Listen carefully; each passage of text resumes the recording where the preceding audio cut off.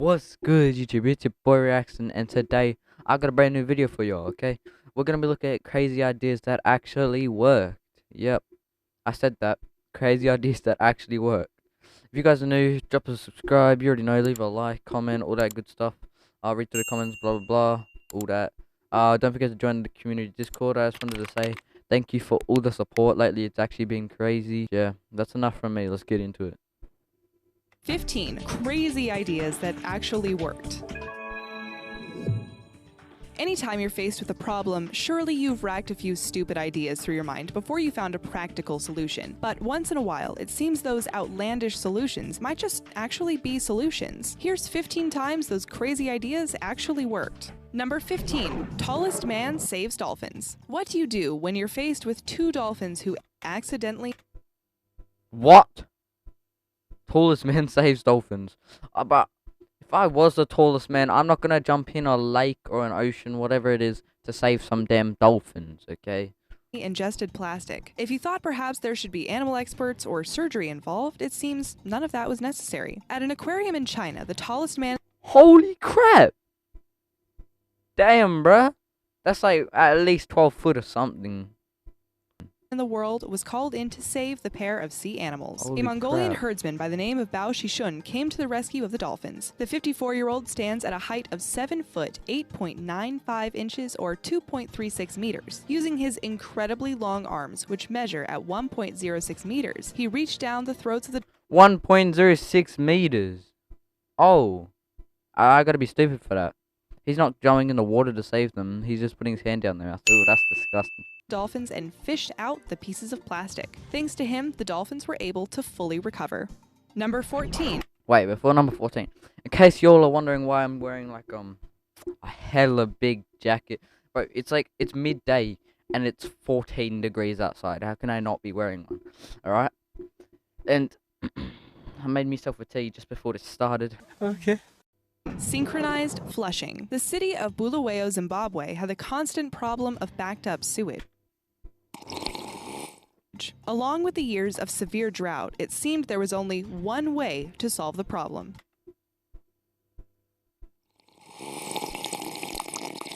Damn, bruh. That tea's actually hella good.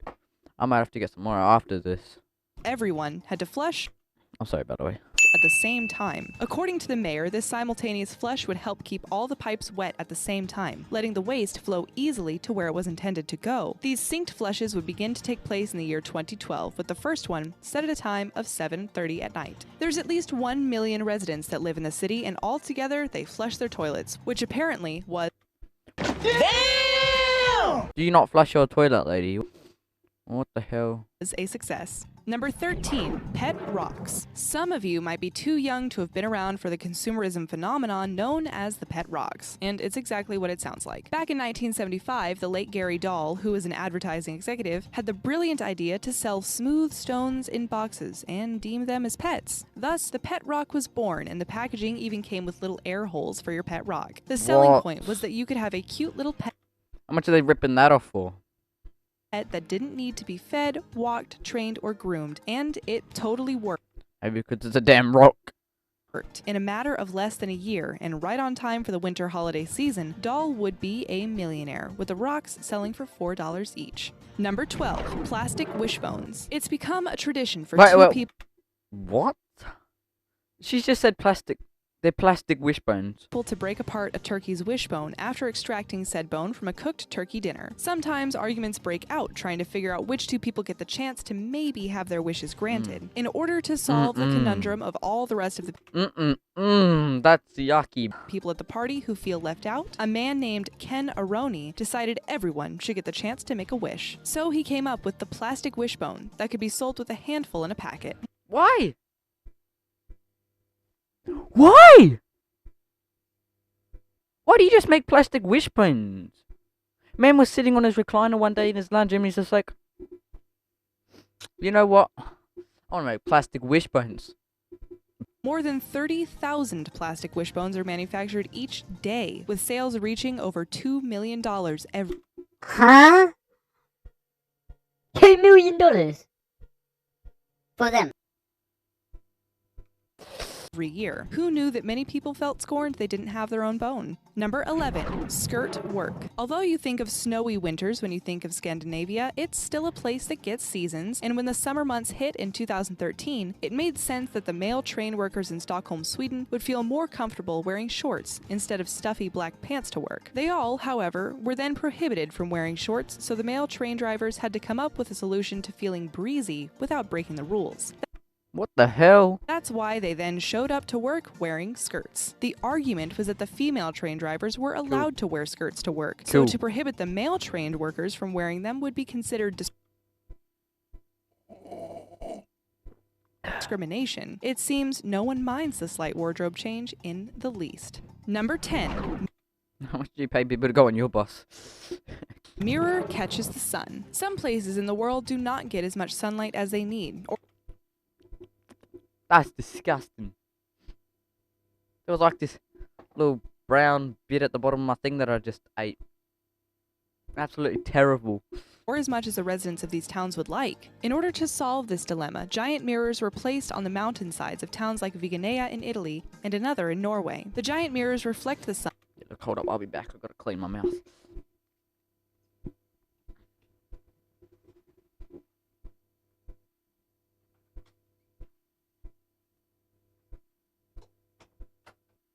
Twenty minutes later.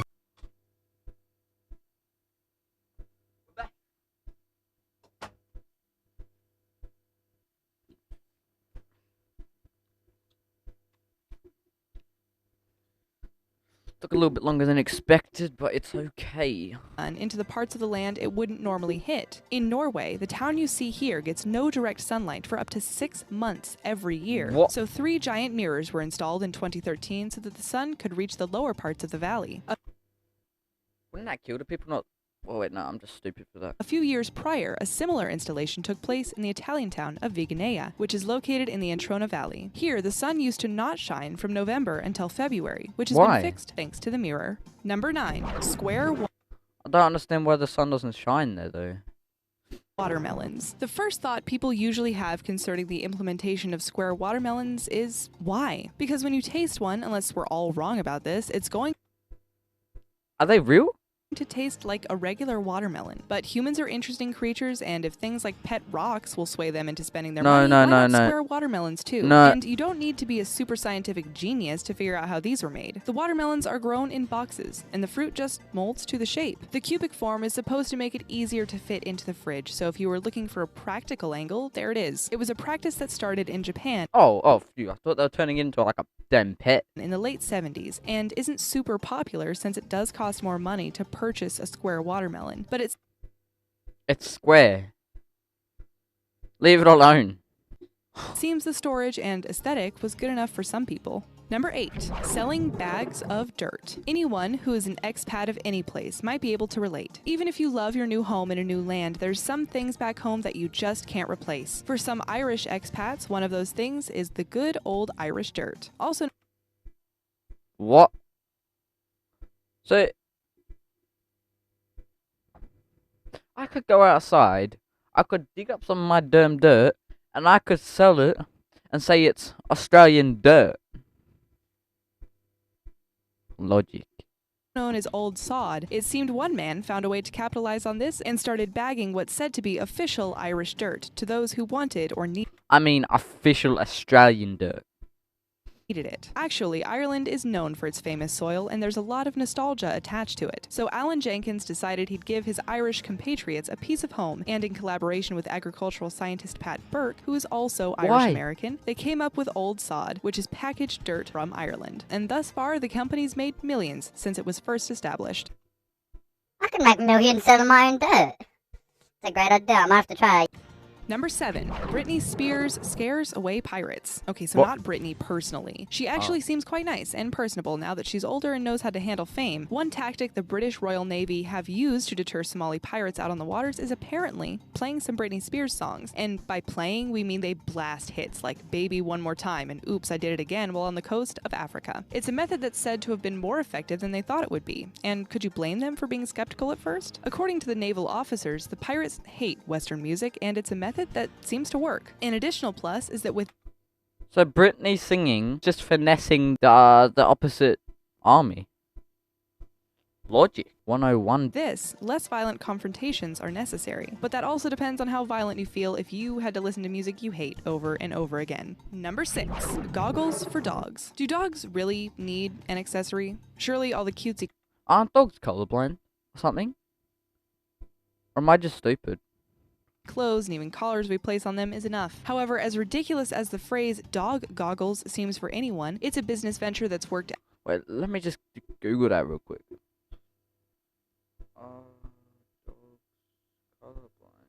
Dogs colorblind. Dogs do not see black and white, but they are what we would call color. So I was right.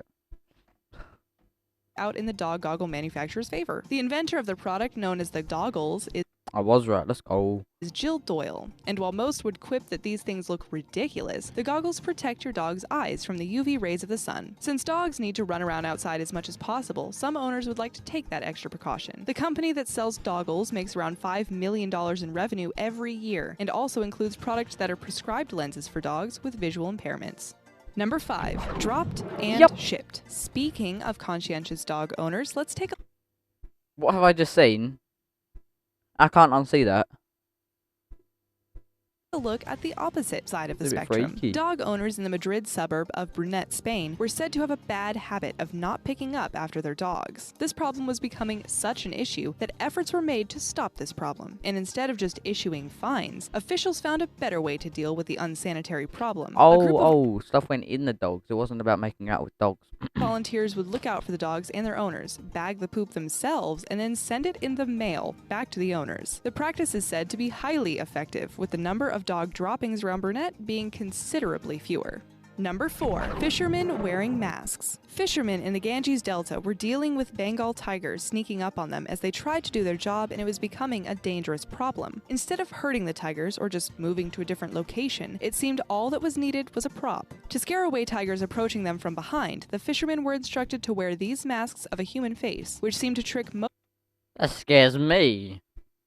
most tigers into thinking a human being had spotted them, or the face on the mask is just that displeasing that it scares them off. Number 3.